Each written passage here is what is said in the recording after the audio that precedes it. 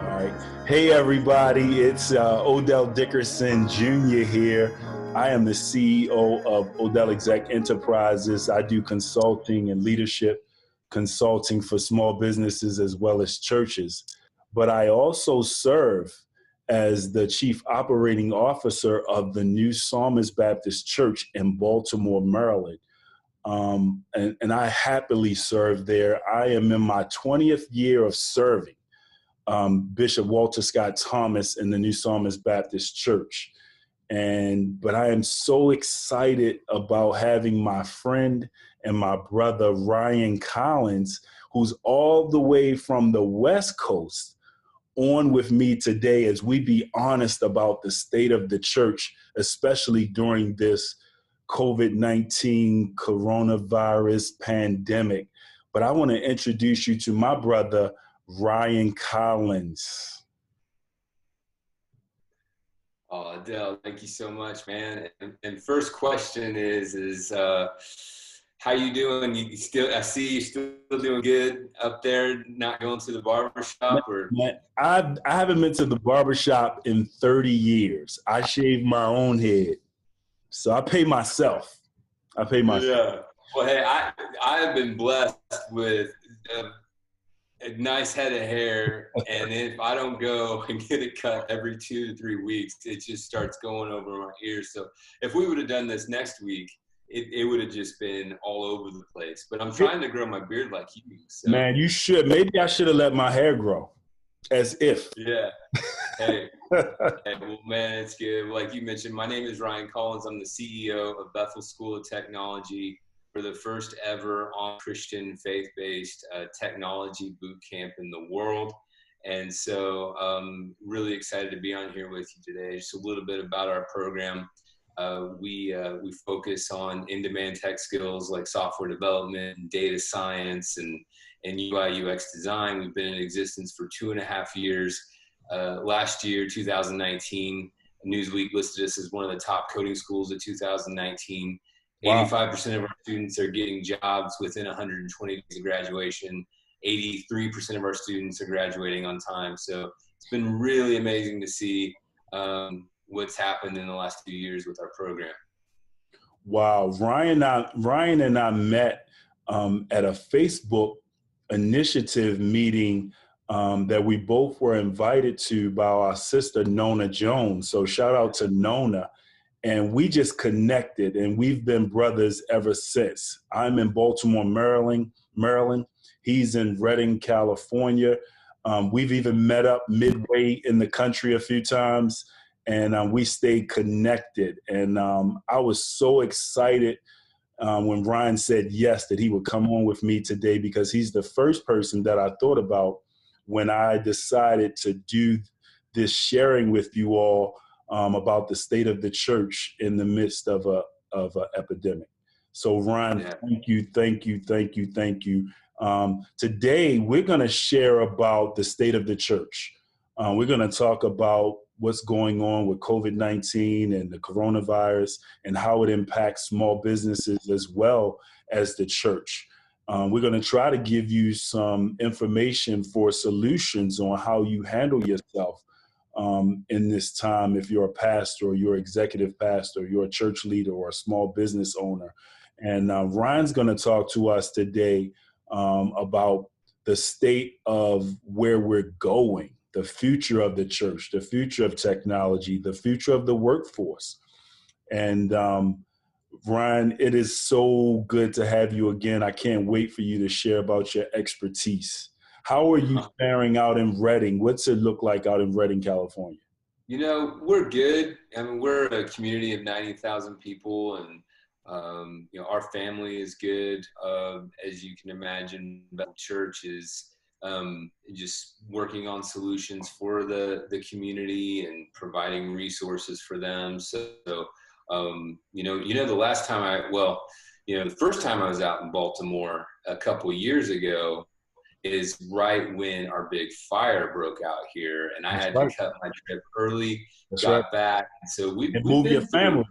Yeah, but you know what? We're resilient, and God is bigger than any situation on earth. So anyways, but man, I'd love to know what you guys are doing. And I know you've got some really cool things you guys have been doing. So first of all, Ryan, we're staying safe. We are following, Maryland has had a shutdown, and essential businesses are the only businesses that are open. We're doing some ministry that has allowed us to be essential. And even in that season, we still had to adhere to the law. The persons on my staff and the leadership that's essential, I had to write them a letter, and they have to keep their identification with them at all times because the police could pull them over. Mm-hmm. But Ryan, what we're doing in this season is not only are we staying safe, we're trying to stay connected, and we're trying to stay in communication, and we're trying to stay grounded.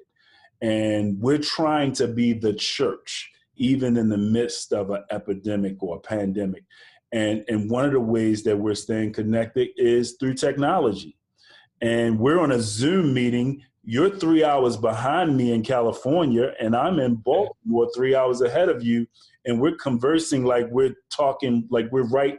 I could reach you on that side. I could reach out and grab you. And man, I started using Zoom 5 years ago, mm-hmm. and I had this inclination that I should invest in it, but I didn't do it. And so, man, I could be. You should have told me. I would have. Yeah, man, it's amazing to see how Zoom has become our vocabulary overnight. Yeah. So Zoom is one way. We've done a conference call with our leadership through Zoom, but we've also done non-video conference call through 1-800-conference call. It's a free company and a free usage for that. There's other things like Blue Jean. There's a bunch of different communication mechanisms out there, and somebody on your team should be researching and providing you with that information so that you can stay in connection. So that's the other piece. So we want to communicate, but we want to stay connected. We want to see how our people are doing. Pastors, you want to be pastoring your congregation, and you want to be reaching out to your community and seeing what the need is. Yeah. And more than anything, Ryan, and I'm going to let you jump in, more than anything, we have to stay grounded. Jesus Christ and his blood and his saving us and salvation is our common ground. And we still want to be an evangelistic tool in the midst of this crisis. Yeah. It's interesting. You and I met, like you mentioned, through that Facebook initiative, and Nona Jones is the one that spearheaded that. And I know you and I both text her. I texted her the other day that she is positioned for such a time as this. So she's been building for the last 2 years a roadmap on how to do church beyond the walls of a building. And I think it's important that, and using Facebook as that platform. And when you look at Facebook and how they started with Mark Zuckerberg, and the whole idea was that, hey, let's move quick and innovate. And it's shifted as they have grown to a 2 billion person platform to how do we build healthy relationship and community. Right. And so when they started their community groups, what they saw in the data was that it was faith-based groups, community groups, that actually had the most online engagement. And that they took it a step further, and it correlated to offline engagement. So it's interesting that they looked at the church that was online through Facebook groups, people of faith who had the most online engagement, and they wanted to use that as the gold standard to build the rest of their community groups. I just think that that's wonderful. It's a wonderful example of us being the church, being the body of Christ, ecclesia, and going beyond the walls of the building, and that being attractive to the entire world and one of the most influential companies in the world.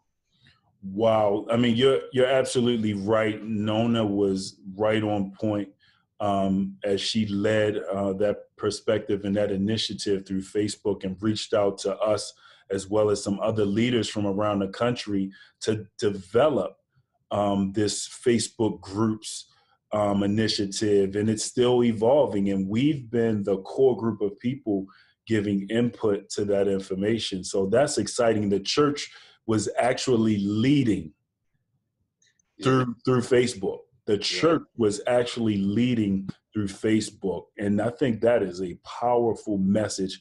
As I do leadership consulting around the country, I always share about how significant church leadership is and how we have so much to offer to the secular world. In the secular world, if I'm your boss, you have to come to work because I can deduct your paycheck. In church, while some of us do this for a living and get paid, a lot of the church work is done by volunteers.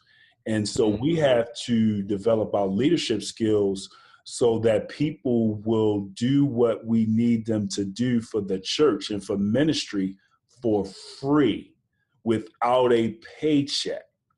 And so that's the difference between a boss and a leader. And what the world needs is more leaders, and leaders developing more leaders.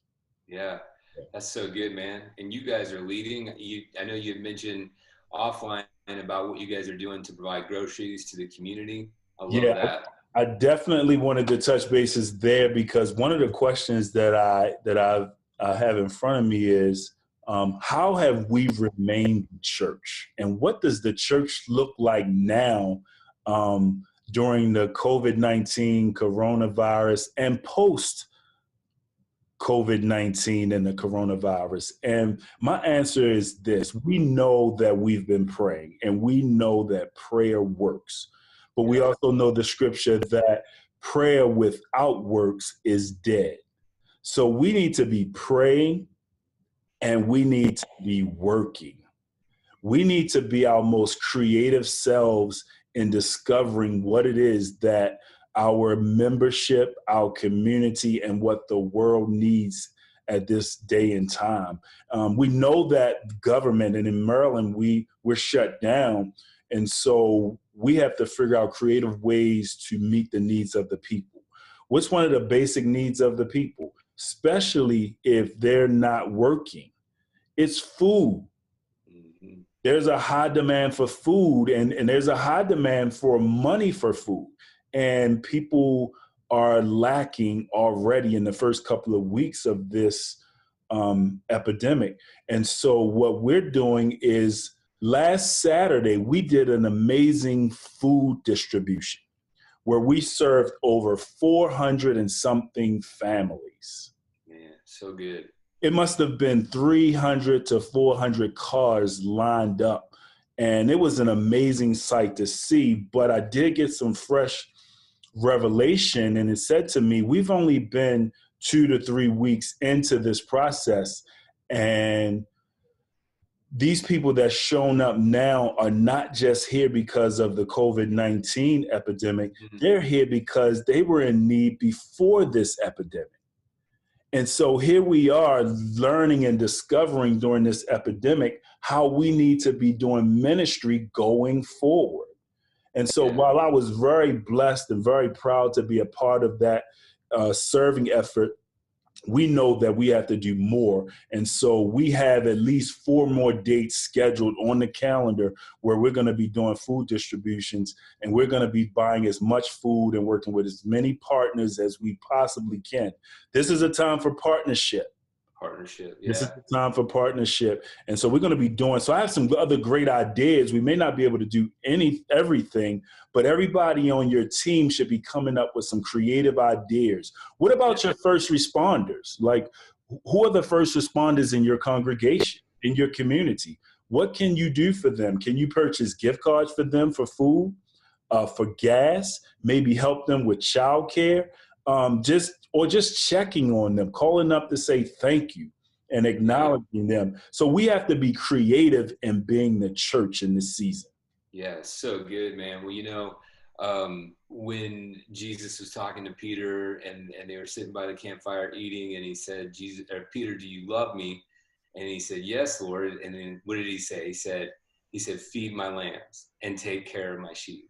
Yep. And so we are the hands and feet of Jesus, and we need to Yeah. do what he does. And so that's what you guys are doing. I love that story I saw at Victory Church in Tulsa, Paul Doherty, and Yep. they had the grocery lineup, and then there was like 800 people that received Jesus that Yes. day. And They give their life. Wow. when you actually are representing the love of Christ, Mm-hmm. it does something, because people can actually see Christ, not just hear about him, but actually see him. And then that shifts everything. So I think that's just a beautiful example, what you guys are doing, what they're doing, to actually heed that call to feed the lambs and take care of the sheep. Yeah. I'll share with you on something real quick. Whenever this all happened, God put Isaiah 59:19 on my heart, which says, when the enemy comes in like a flood, the Spirit of the Lord lifts up a standard against him. Mm-hmm. And it was that last part that God really impressed upon my heart, that we, as his children, as his body, as his church, are the standard that he is raising up against the enemy. So now is the time. And we get to connect with people in a way that we've never been able to connect with them before. I know that seems ironic because we're all in our houses right now, but everybody is using the same line of communication. Everybody's using Zoom. Everybody's using social media platforms. And so I believe that people's hearts are postured in a way that they're willing to receive this communication. So what are we going to do? Are we going to condemn? Or are we going to come and show the love of Christ and actually be the love of Christ and expand the walls of the church beyond the building? Man, Ryan, one of my core values is being nice and being consistently nice. Yeah, you do that with excellence, bro. Thank you, bro. But the kindness is what the world is going to need, man. If we ever took a hug for granted, if we've ever taken a handshake or a high five or something, the physical touch for granted, man, we hopefully when we get back, we will embrace each other like we've never embraced each other. Ryan, I want to touch on another piece about being the church. And so one of the difficult questions for the church now is how do you ask for donations? How do you ask your membership to keep giving you tithes and offerings in this season? And my answer is the church still has to be the church. And in order for the church to be the church, it has to do ministry. Ministry such as food drives. Ministry is such if we're going to be purchasing gift cards. Ministry if we're going to be helping the homeless and feeding the homeless. It does take money to do those things. And so the church has to be doing more ministry. And we have to be creative even in these times. But I have this motto of when I'm teaching, it takes money to do ministry. It takes money to do ministry. And the church doesn't like to talk about it, but that's what it takes. But we as leaders, we as pastors and executives of the church or deacons or trustees, we can't keep asking people to give offerings and tithes and offerings to, say, a building fund or a building or just salaries if we're not doing ministry. And so now's the time not for us to be at home resting. I don't know about anybody else, but I've worked harder during this season than I have when we weren't trapped in the house. So true, man. You know, as you were just saying that, something came to my mind. This is like the Acts 2 church 2.0. Acts 2 church. Yes. It's 2.0. And we all got to pitch in, and we got to take care of our brothers and sisters.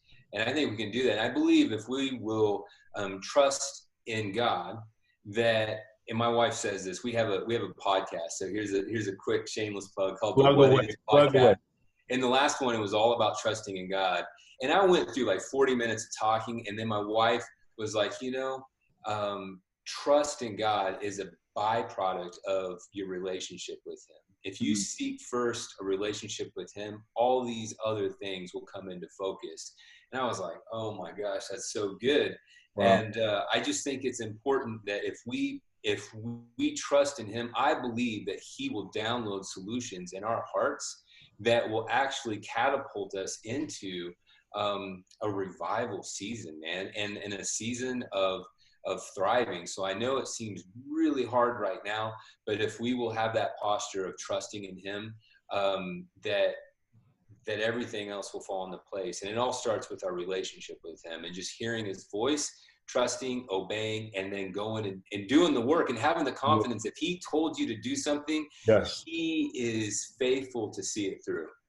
man, God doesn't give us vision without provision.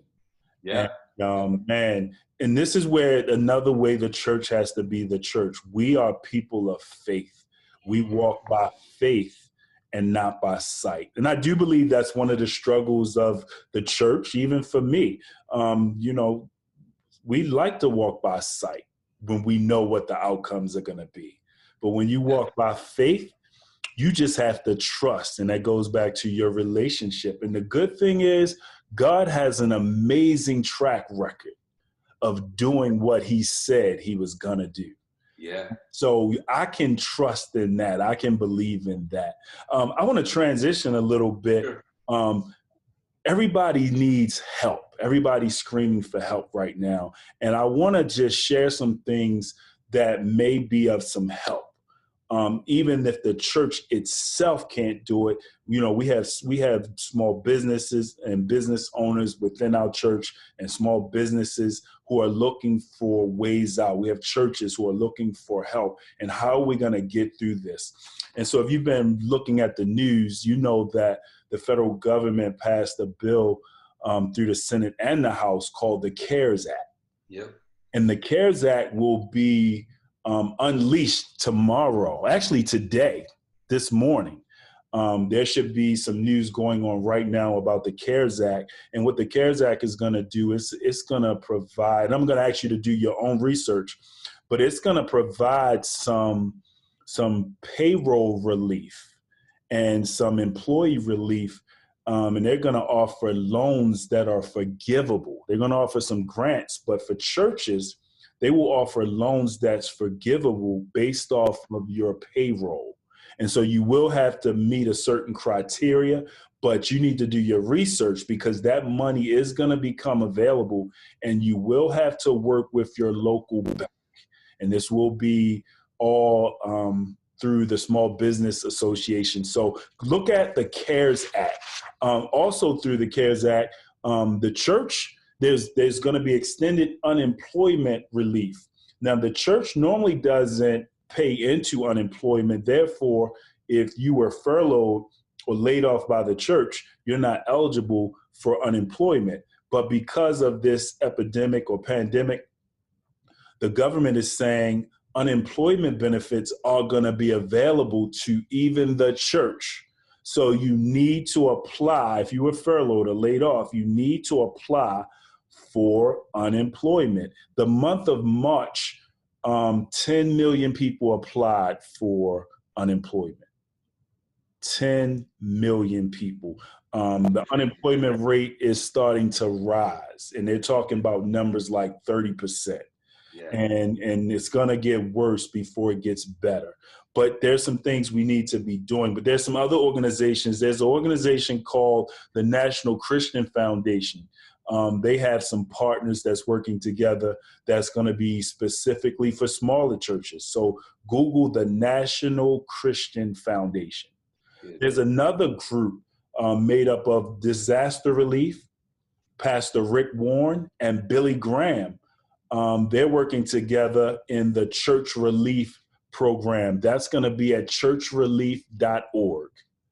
Yeah. Churchrelief.org. I'm going to try to make sure some of these web pages are at the bottom of this presentation so that you can go seek them out. But there should be somebody in your organization that's seeking where the help is. If you have a website, there should be some real estate on your website that people from your congregation or even the community can go to say, where do I get help? If I'm a small business, if I'm an employee, if I work for the church, if I work for the community, where can I go? Where are the food distribution centers? Not just the ones at the church, but the ones that's around the city or the county. So we just need to be a wealth of knowledge for our Mm-hmm. communities. And that's another way that the church can be the church. Yeah. Yeah, I think that's so good, just to be that one-stop resource to aggregate all that information, because I think a lot of people right now are just like looking left, looking right, and they've got a paralysis from just mass information. Yeah. So if we can make it easier on people. There's another thing I sent you, and there's a senator out of Hawaii who's Mhm. doing a great job of giving up-to-date reports on all the things that you just mentioned. There's an EIDL loan with an emergency $10,000 grant Mhm. that you can apply for small businesses. So that's another great resource. I think it's Senator Schatz is his last name. But he does a really great job on that. So yeah, if churches can just be that one-stop resource center for people, that's gonna help alleviate a lot of fear. You got to start with just kind of getting a game plan and then going for it. That's absolutely true. Absolutely true. Well, Ryan, I'm so excited that you are on with me. You are not only a brother beloved, but I respect what you do and what you stand for and what you represent and some of the things we've been trying to work on together and some of the things that you've exposed me to. What, Ryan, will the church look like in the future? What, Ryan, will businesses look like in the future? What will the workforce look like in the future, in the very near future? Well, I think a big part of it is what we're doing right now. I think one of the things when you have an event like this, which is a black swan event, these events that nobody could predict, and then you try to rationalize them afterwards. But the reality is that you have these new norms that are created. So this is the biggest one of my lifetime, but we had 9/11 in 2001 that completely transformed how we do security. We had the housing bust in 2007 and the subsequent recession in 2008. What you saw there was a lot of people deciding to go back to school and either start or finish up a degree that was pertinent to the future of work. So you would see a lot of these online universities that came to the forefront.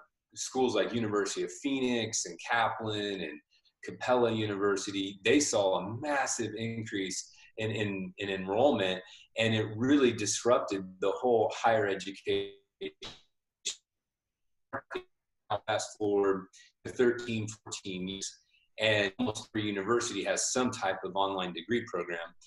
But now people need to pivot their careers immediately because their careers, their jobs are no longer there. And so, like our program, for example, is an online 9-month accelerated learning program. The whole idea is to take somebody from scratch to give them these in-demand tech skills like software development and data science and UI UX design, so that in less than a year, they can go from not knowing anything about that to getting $60,000, $70,000 jobs. Wow. And pre-COVID-19, there were 1 million unfilled tech jobs in the US alone, and only 60,000 new computer science graduates every year. So there are hundreds of thousands of open jobs. Now, the Department of Labor right now is trying to figure out like what the market looks like for tech jobs. But I will say this, that every company is a tech company now. I don't care if you're in retail, you're in fast food, you're in manufacturing. Every company focuses on tech, and every company needs this talent, and they can't find enough qualified talent. Wow. Last week, when everything just happened and all these shelter in places came into effect, we had 2 of our students get jobs. They were the largest salaries any of our students had gotten to date. And Hold we've been on. in existence for 2.5 years. When was this, Ryan? Last week. So people are still hiring, and the future of work is in technology. And now, as kind of that 2.0 disruption, instead of spending 2 to 4 years to get your degree, you can go through an accelerated learning program like ours in 6 to 9 months and get those skill sets so you can get that high paying job and a career that continuing to grow and grow.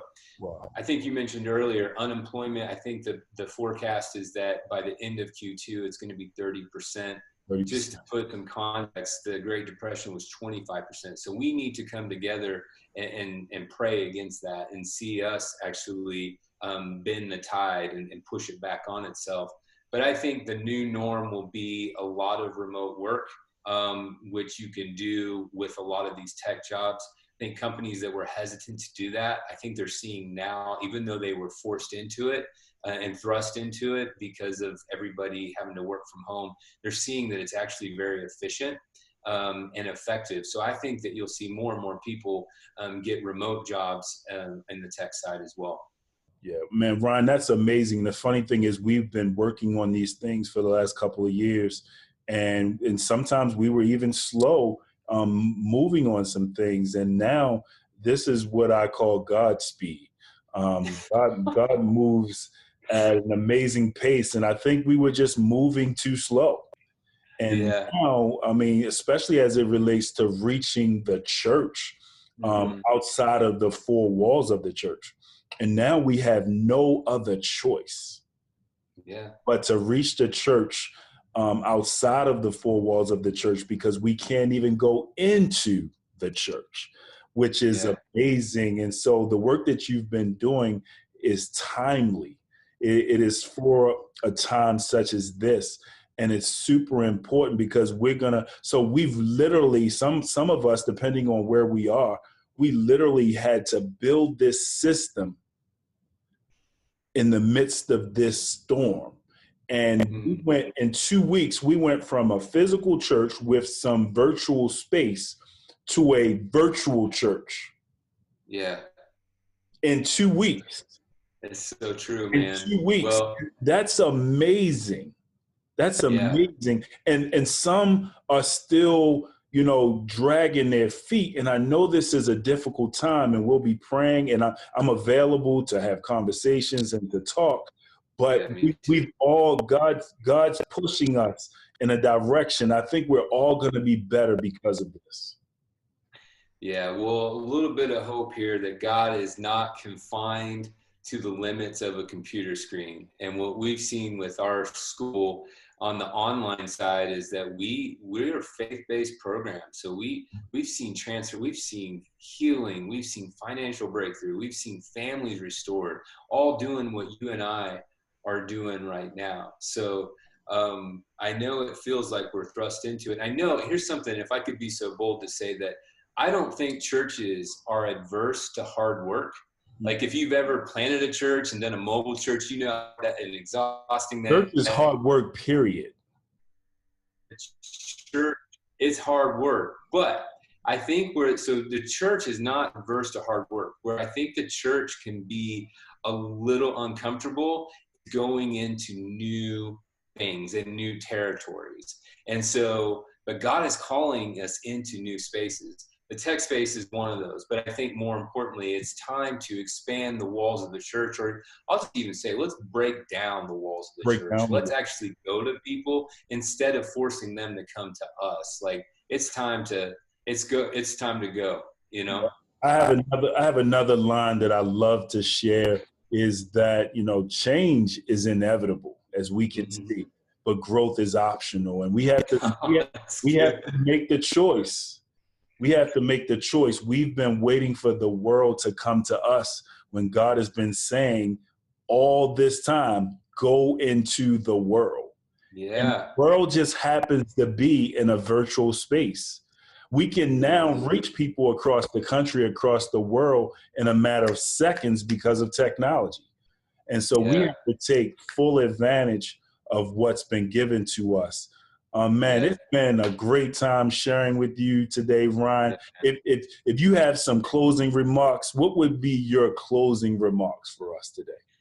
Yeah, I think that we are positioned for such a time as this. I think the irony is we're all sheltered in place, but we're not silenced. And I think that our voice is louder than ever before because of these platforms. So these platforms are a tool, and a tool takes on the function of its user.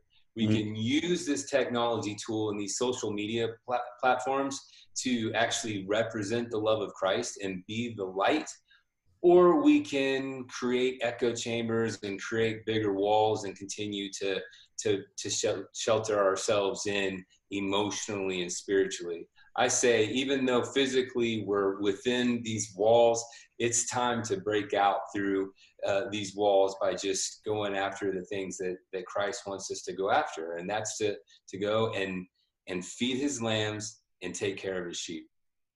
Wow. So I'd like to reiterate, it is time for the church to be church. And I'm going to speak on behalf of the church just for a small second. And what I would like to say on behalf of the church is to the rest of the world is that we're going to be praying for you, but we're going to be working for you. We're going to be serving you. We're going to be doing the work of God to make sure that his people is okay. We are still in the business of kingdom building here on earth. And so that is our mission as a church. And we're not excluding anybody. So we're even working to help the believer and the non-believer. And so I believe that we're all going to be better, and we're going to grow. We're facing the change, which is inevitable, but we're going to choose to grow. And sometimes when we don't choose, God chooses for us. And so I'm looking forward to coming out better through all of this. And then my other last statements is follow the law, keep your gloves, keep your hand sanitizers, just be as safe as you possibly can. Stay in the house as much as you can, and protect your family. Take some time to love on your family. If you're quarantined with your family and you all are still in connection, love on your family. Love on your family.